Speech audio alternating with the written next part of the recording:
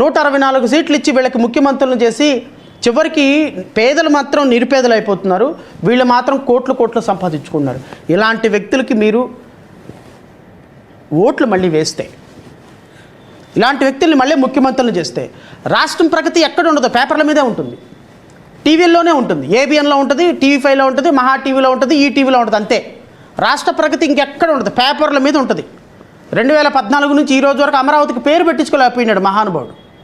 ఇదిగో వినాయకుడి పెళ్ళి ఎప్పుడంటే రేపు అని గోళ్ళ మీద రాసుకున్నట్టు రేపు అమరావతి నిర్ణయం రేపు పేరు పెట్టడానికి 2.5 సంవత్సరాలు తీసుకున్నావు. నువ్వు అమరావతిని కడతావా, సింగపూర్ని కడతావా? సిగ్గుందా ఏమన్నా నీకు? అసలు అమరావతి రైతులని మోసం చేస్తారా ఈ విధంగా? 2 సంవత్సరాల పైన 3 సంవత్సరాలు వస్తుంది రమారమి, ఇంకా అమరావతిని క్యాపిటల్ పేరు అమరావతి అని నిర్ణయం చేసుకోలేకపోయినారు మీరు. కేంద్ర ప్రభుత్వం మీది మళ్ళీ డబల్ ఇంజిన్ సర్కార్ ఇది. కేంద్రంలో మళ్ళీ కేంద్ర మంత్రులు, మీరు కేంద్ర మంత్రులుగా ఉండి ఏం గడ్డి పీకటానిక, గుడ్డుకుర్రానికి పళ్ళు తోమటానిక మీరుంది? దేనికోసం? అమరావతికి నిధులు పక్కన పెట్టండి, అమరావతికి ప్రెస్టీజ్ ఇన్స్టిట్యూషన్స్ పక్కన పెట్టుకోండి, వెనుకబడిన జిల్లాలకు నిధులు పక్కన పెట్టండి. అమరావతికి మీరు గొప్ప కట్టడాలు కట్టించడానికి డబ్బులు తీసుకురమాట. అమరావతి పేరు జాత కాదు, మీరు అమరావతిని కడతారా? సిగ్గుండాలి మాట్లాడేదానికి. అసెంబ్లీలో కూర్చొని అని సప్పట్లు కొట్టేదానికి సిగ్గుండాలయ్యా. మళ్ళీ సాయంత్రానికి మీడియా అంతా పడిపోతారు సాయంత్రానికి. అమరావతిని అద్భుతంగా డెవలప్ చేస్తున్న చంద్రబాబు నాయుడు, అమరావతిని అద్భుతంగా సపోర్ట్ చేస్తున్న భారతీయ జనతా పార్టీ. ఏంటి సపోర్ట్ చేస్తుంది? అమరావతి పేరు పెట్టించుకోండి, మీ సంబడాలు కావాలా, తర్వాత సంగతి మీరు పెద్ద మగవాళ్ళని ఒప్పుకుంటాం. మేము ముందు అమరావతి పేరు పెట్టించండి మీ యూట్యూబ్ ఛానల్స్కి అందరూ కలిసి.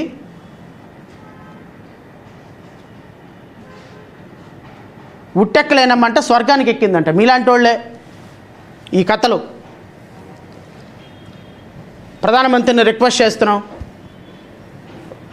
అమిత్ షా గారిని కాళ్ళు పట్టుకుంటున్నాం. దేనికి? పవన్ అందియే అని పవన్ ఎందుకు చాక్లెట్లు బిస్కెట్లు పెట్టడానికి పవన్ కళ్యాణ్ దేనికి? పవన్ కళ్యాణ్ వీళ్ళు పేరు పెట్టించవయా అమరావతి అని. మీది ఉస్తాద్ భగత్ సింగ్లోను ఓజీలు పీజీలు తర్వాత సంగతి. రియల్గా ఆంధ్రప్రదేశ్ రాష్ట్రానికి ఏమైనా ఉపయోగమో చూడండి, ప్రజలకు ఏమైనా ఉపయోగమో చూడండి, అమరావతికి ఏమైనా ఉపయోగమో చూడండి. 1 గంట నిన్న హైకోర్టులో వర్షం పడితేనండి మా కారు సగం మునిగిపోయిందండి, 1 గంటకి వర్షానికి. Is this the capital? Is this the peoples capital really? 2014 నుంచి పట్టుమని 10 కట్టడాలు కట్టడే లేదు అమరావతిలో. 1000 కోట్ల రూపాయలు అప్పులు చేస్తున్నారు. ఎక్కడికి వెళ్తున్నాయి ఈ డబ్బులు? ఇవన్నీ ఆన్సర్ చేయాలి. రేపు 2029లో ఈ దుర్మార్గులకి అధికారం ఇస్తే రాష్ట్రాన్ని అమ్మేస్తారు. ఇప్పటికే సగం అమ్మేశారు. ఇప్పటికే 3.5 లక్షల కోట్ల రూపాయలు అప్పు చేసి సర్వనాశనం చేశారు రాష్ట్రాన్ని. ఇంకా ఈ రాష్ట్రంలో ఇంకా మరి బతకటానికి బతుకుండదు. కాబట్టి విఘ్నులైనటువంటి ప్రజలు నేను కోరేది ఏంటంటే, ఇలాంటి వ్యక్తులకి మనం అధికారం ఇచ్చి, ఇలాంటి వ్యక్తుల వల్ల మన భవిష్యత్తుని, మన పిల్లల భవిష్యత్తుని ముగ్యం అంధకారం చేసుకుంటే, ఒక ఉప ముఖ్యమంత్రి ఏమో నిరంతరం షూటింగ్లో ఉంటాడు, ఇక హోమ్ మినిస్టర్ ఏమో నిరంతరం ప్రెస్ మీట్లో ఊరికే హెరిటేజ్ని రక్షించడానికి ఉంటుంది. ఇంకో మంత్రులు ఎక్కడ ఉంటున్నారో ఎవరికి తెలియదు. ఒక మంత్రి ఏమో డ్యాన్స్లు వేసుకుంటూ అనుకుంటాడు, ఒక మంత్రి ఏమో బూతులు తిట్టా అనుకుంటాడు, ఇంకో మంత్రి ఏమో పవన్ కళ్యాణ్ ప్రెస్ మీట్లు చూడటానికి, పవన్ కళ్యాణ్ సక్సెస్ మీట్లు చూడటానికి ఉంటాడు, ఇంకో మంత్రి ఏమో ఇంకొద్దు హోటళ్ళు చుట్టూ తిరుగుతూ ఉంటాడు. రెవెన్యూ శాఖ మంత్రి ఆయనే. ఏబిఎన్ ఆంధ్రజ్యోతి వాళ్ళు పెద్ద ఆర్టికల్ వేశారు కదా ఆయనదే. ఆయన విలాసాలు, ఆయన వికృత చేష్టలు ఆయనే. ఇంకో మంత్రి ఏమో సాయంత్రానికి ఎంత డబ్బులు వచ్చినా లెక్కేసుకున్నట్టు ఉంటాడు. ఎక్కడుందండి పరిపాలన రాష్ట్రంలో? ఇలాంటి వ్యక్తులు కండి మనం అధికారం ఇచ్చింది అని ప్రజలు అనుకుంటున్నారు. ప్రజలకు సమాధానం చెప్పాల్సిన బాధ్యత ప్రభుత్వానికి ఉంది. ఆ ప్రభుత్వం సమాధానం చెప్తుందని నేనైతే భావిస్తున్నా. Thank you so much for giving me opportunity. Sir sir ఇప్పుడు నాకు తెలిసి అధికారిక లెక్కల ప్రకారం రమారమి 2019కి 2,97,000 ప్రభుత్వ ఉద్యోగాలు ఉన్నాయి. ఏది అప్పుడు ముఖ్యమంత్రి గారు చెప్పినటువంటి లెక్కల ప్రకారం. ఇప్పుడు ఇంకొక 1,00,000 మంది రిటైర్డ్ అయి ఉంటారు. రమారమి 4 లక్షల పైన ఆంధ్రప్రదేశ్ రాష్ట్రంలో ప్రభుత్వ ఉద్యోగాలు ఖాళీలు ఉన్నాయి. ఇందులో ఎస్సీ ఎస్టీలకు సంబంధించి బ్యాక్లాగ్ పోస్టులు రమారమి 1 లక్ష పైన బ్యాక్లాగ్ పోస్టులు ఉన్నాయి. 4 లక్షలకు పైగా ఖాళీలు ఉన్నటువంటి ఇవి తీసేస్తే మళ్ళీ ఇంకొక 10 లక్షల పోస్టులు కాంట్రాక్టులు అవుట్సోర్సింగ్ ఉద్యోగాల్లో ఉన్నాయి.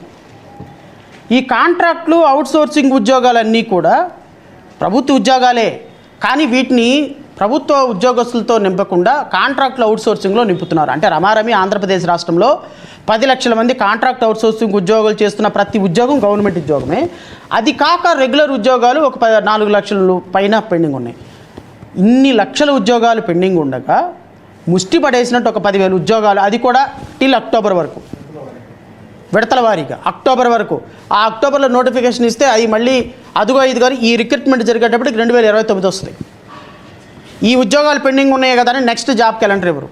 2024 జాబ్ క్యాలెండర్ లేదు, 25 జాబ్ క్యాలెండర్ లేదు, 26 జాబ్ క్యాలెండర్ లేదు. ఈ 26 జాబ్ క్యాలెండర్ కూడా ఎప్పుడు వస్తుందో తెలియదు.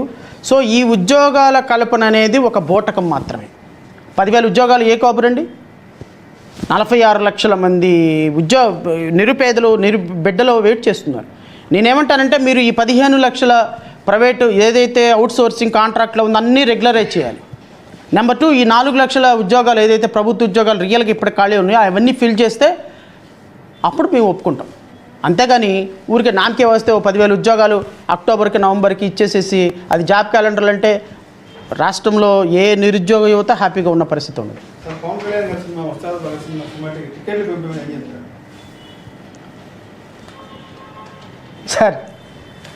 సరే ఎనివే ఇర్రెలవెంట్ అయినా కూడా నేను చెప్తా. ఉస్తాద్ భగత్ సింగ్ సినిమాకి టికెట్లు రేట్లు పెంచుకోవడానికి 10 రోజుల పాటు ఆంధ్రప్రదేశ్ రాష్ట్ర ప్రభుత్వం అనుమతించింది.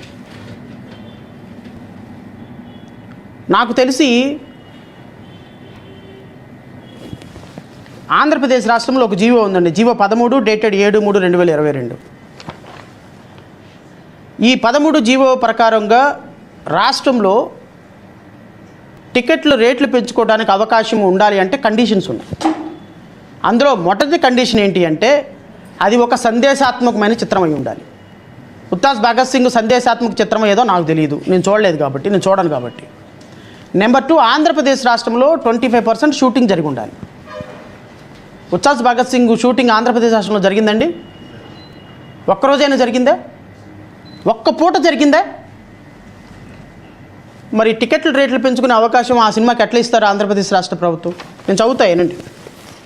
Condition: the government will notify separate rates for period of 10 days from the date of first release on the case-to-case basis, subject to condition that at least 20% of the shooting should be done in the state of Andhra Pradesh. టికెట్లు రేట్లు పెంచుకునేటువంటి అవకాశం కేవలం ఈ రాష్ట్రంలో shooting 20% shooting జరిగినటువంటి సినిమాలకు మాత్రమే ఇవ్వాలి. అవి సందేశాత్మకమైన చిత్రాలు, ఆర్ట్ చిత్రాలు అయి ఉండాలి. ప్రభుత్వం మీది ఇచ్చేశారు. ఇప్పుడు ఇది ఇచ్చింది ఎవరు? Kumar Vishwajit, principal secretary to government. Home department principal secretary ఇచ్చాడు. ఇప్పుడు నేనేమంటానంటే ఈ కండిషన్ వైలేట్ చేసి ఇచ్చావు కాబట్టి దీంట్లో యూ యాక్టెడ్ బియాండ్ కెపాసిటీ. రేపొద్దున ఈ ఐపీఎస్ ఆఫీసర్ని కూడా లోపలేస్తాం. ఎందుకు అంటే ఈ డబ్బులు తీసుకొని వీళ్ళ దగ్గర, పవన్ కళ్యాణ్ దగ్గర డబ్బులు తీసుకొని ఈ విధంగా మీరు ఐపీఎస్ ఆఫీసర్ అయ్యి ఉండి మీ యొక్క ప్రిన్సిపల్ సెక్రటరీ పోస్టుని బయాస్డ్గా వాడారనేది మా ఎలిగేషన్. ఆల్రెడీ హైకోర్టులో కేసు ఉంది. ఆ కేసు రేపుగా సంవత్సరం తర్వాతనే డిస్పోజ్ అవుతుంది. దీన్ని బేస్ చేసుకుని ఐపీఎస్ ఆఫీసర్ని బుక్ చేయక మానం. దీనివల్ల ప్రజలకు ఉపయోగం ఏంటుంది చెప్పండి సార్? ఆంధ్రప్రదేశ్ రాష్ట్రానికి ₹1 వచ్చిందా? యువతకు ₹1 వచ్చిందా? ఆంధ్రప్రదేశ్ రాష్ట్రానికి ఒక పరిశ్రమ వచ్చిందా? ఆంధ్రప్రదేశ్ రాష్ట్రానికి ఒక కేంద్రం నిధులు ఏమైనా వచ్చిందా? నువ్వు బాగుపడతావు, నీ నిర్మాత బాగుపడతాడు. ఈ టికెట్లు పెంచుకున్నందువల్ల రాష్ట్రానికి ఏం ఉపయోగం లేదు సార్. మీరు మీ జీవితాలు, మీ కుటుంబాలు బాగుపడితే పవన్ కళ్యాణ్ ఇంకో బెంచ్ కారు కొనుక్కుంటాడు, ఇంకో 100 కోట్లు పెట్టి ఇంకో ఫ్లాట్ కొనుక్కుంటాడు, లేదంటే వాళ్ళ నిర్మాత